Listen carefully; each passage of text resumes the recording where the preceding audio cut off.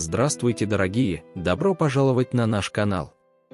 В сегодняшнем видео я покажу вам, как приготовить натуральную маску от морщин на лице и под глазами. Для этого рецепта нам понадобится 1 яичный белок. Тогда нам понадобится щепотка соли. Теперь мы можем хорошо перемешать оба продукта. Дорогие друзья, напишите об этом в комментариях, из какой страны вы смотрите наш канал, это очень интересно знать. Для этого рецепта нам понадобится лимонный сок. Для этого рецепта выжмите сок половины лимона.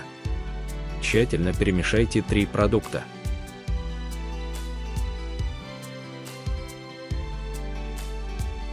Нанесите приготовленную маску на очищенное лицо.